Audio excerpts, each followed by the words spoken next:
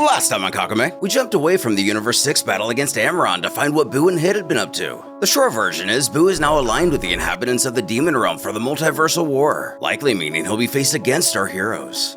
And Hit marooned the one-legged Frost on a planet he had done dirty in the past. But today, we rejoined the Saiyans of Sadala and a BROLY on the brink of Galactic annihilation.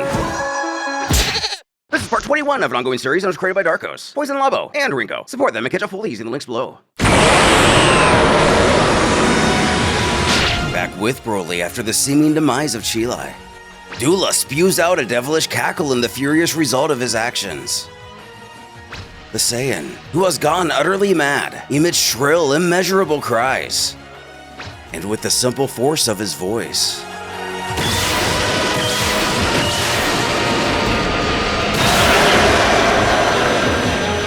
BROLY screams cross the universe at mind-boggling speeds, striking every star in its path. Even one distant star in particular, causing an entire planetary system to succumb to a supernova. Awestruck, even staggered with fear, King Sadala gawks at the sight before him. This is unthinkable. The sky, these hundreds of lights are caused only by the screams from BROLY. They are not just mere explosions. Could they all be supernovas?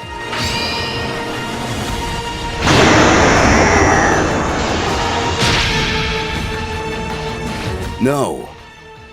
Even though he sees himself in what BROLY's become, the king can't afford to daydream and become lost in the moment. He has to pull himself together.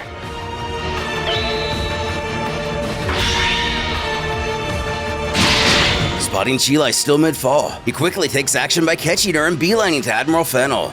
He commands her to get this girl recovered. She needs to be taken directly to the Telfa's laboratories. It's not too late, but she mustn't hesitate. As a new Saiyan is introduced, pleading to let the Admiral let him accompany. Vowing to have her back with a smirk. We learn his name is Parsa, which may be an anagram for asparagus or a play on parsley. But she questions if he'll really be able to keep up. They have no time to lose. Though his confidence doesn't waver, he's ready to do this. Taking her Super Saiyan form in acceptance. She whips over to Lemo and tells him to hold on to her back.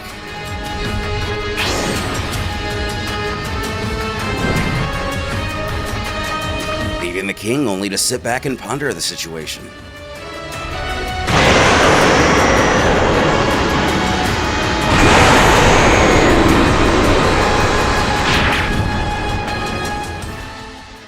With the brute's anger progressing, Dula looks on confused. What's happening to him? Why isn't he moving anymore? Prompting Vegeta to scream out that the wizard has no idea of the seriousness of what he's just done. Giving Amaron the perfect opportunity to sneak in a devastating attack. As he plunges his scythe through his shoulder, he warns the Saiyan to not allow himself to become distracted again. He won't just settle for a shoulder next time.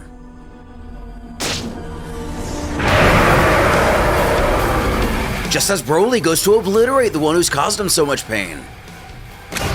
Unfortunately, the mage has too much experience to be vulnerable to such primitive tactics.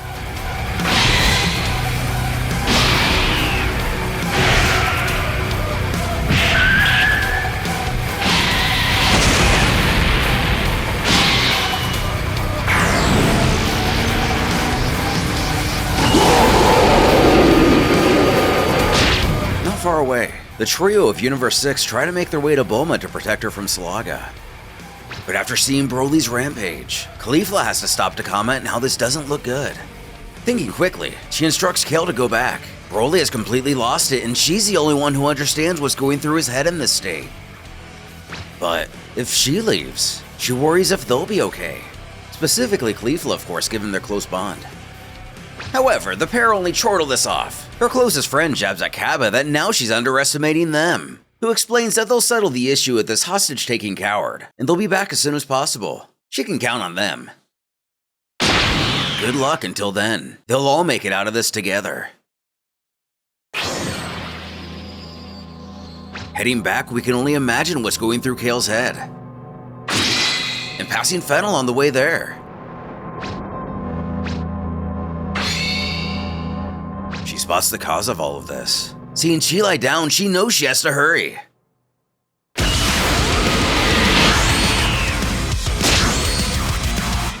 watching Broly tear through the Saiyan admirals one by one. Dula cackles at as always. The venerable heir was right. This has made his job much easier.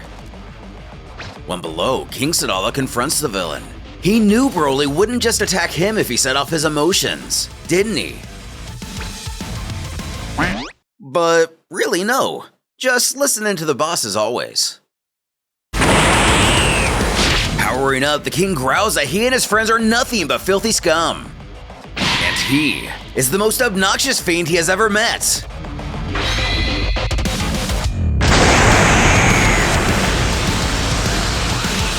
Luckily still alive, one of the few admirals still in the battle shouts for any 2 soldiers to get Ruba to safety. The rest need to get into position immediately. And watching his men be killed by a fellow Saiyan because of this despicable wizard, the king will not let him get away, seeming to imply that whether or not Salaga and Amaron leave here alive, he'll make it his personal responsibility that Dula does not. Who, still very swollen mind you, laughs. What does he care about some threats from a 2-bit sovereign?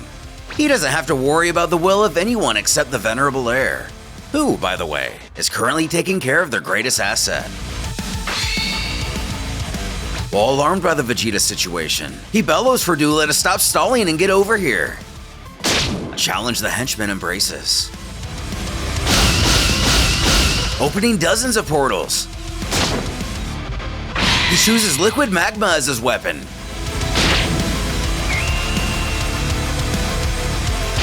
Simultaneously, the Saiyan army does its best to stand up to Broly. At the very least, they can try to buy some time to protect the planet as they always have.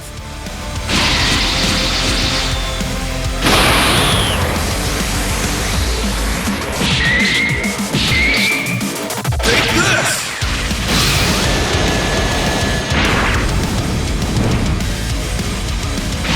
Believing their foe to be weakened, a soldier screams that now is their chance, causing Lariat to screech to know what they're doing. They need to keep their distance.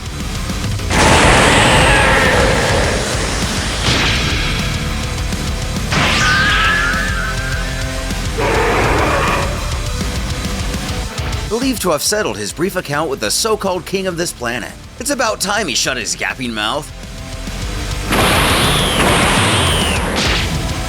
But instead, letting his ki surge, Sadala scowls at this fool that he's been through hell itself. He hasn't been afraid of the heat in a long time, leaving Dula to finally realize these aren't your average Saiyan warriors.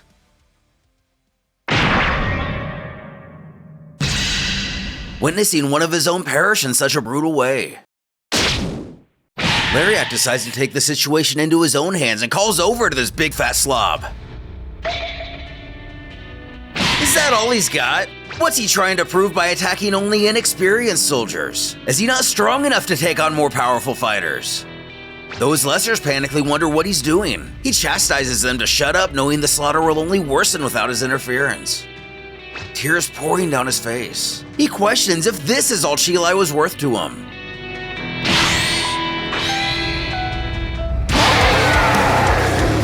Commanding his men to get out of here.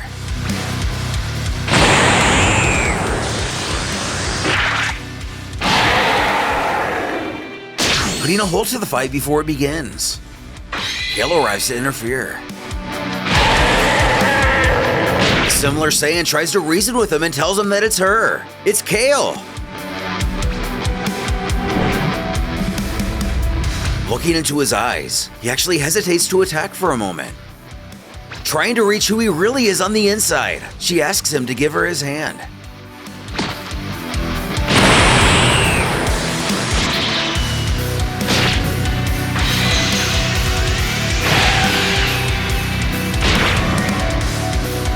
Abruptly attacking, Kale tries to defend herself by firing a blast at Broly, only for it to be sent back her way.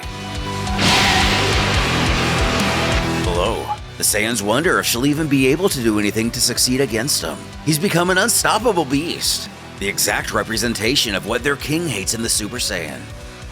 Their leader reminds that Broly is their ally, and Kale knows him better than anyone else, so all they can do is put their trust in her. Jumping back to the main event, Amaron gazes into Vegeta's soul and utters the word, chaos. That is what he asked of Dula, The greatest strategists know how to turn any situation to their advantage. It's all a matter of forethought, confirming what we already assumed about deciding to target Cheelai, and at least allegedly, Bulma. Naturally, the prince only scoffs at this, so he likes being a smarty pants. Slugging him, Vegeta hisses for him not to think he's forgotten that he sent one of his henchmen to track down his wife, and that's an unforgivable offense. And yet, the god chortles that everything seems to be going his way since the moment he set foot on this planet, revealing a twisted smile under his broken mask. But Vegeta won't play his stupid game forever, he can trust him on that. Only leading for Amaron to nod his head forward, expressing his impatience on getting to see his adversary's full potential.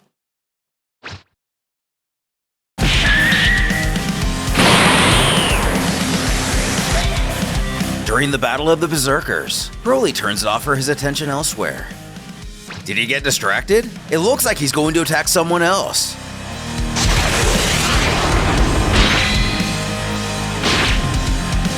Pleading with him not to move. She grabs him, begging for him to calm down, and appearing to slowly do so. She returns to her base form. She reminds him that it's Kale. Listen to the sound of her voice. They have both returned from this form, so she knows he can do it. Looking on, the Saiyans on the ground think their comrade must be crazy to power down to her normal state. But again, Lariak reinforces his faith in her. A calm overtakes the battlefield, at least in this portion. She hears her Saiyan brother utter, Cheelai. She can hear Broly's inner self, as we're taken to what could be considered a metaphysical realm. She stands before the Saiyan Brew who sits hunched over. She questions if he can hear her.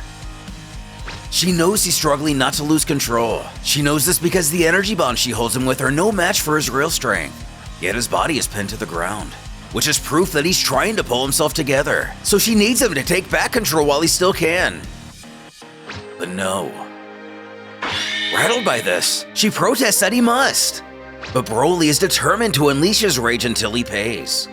Kale reasons that he will pay. That demon will. She just can't let him go back in this state. He won't be able to succeed in his attacks and he'll only cause collateral damage. They can't afford to lose any more than they already have.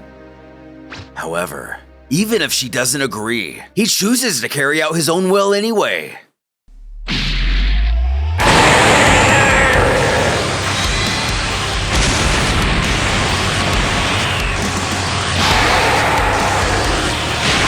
Breaking free from the restraints, Kale continues her pleas for him to come to his senses. She knows he can.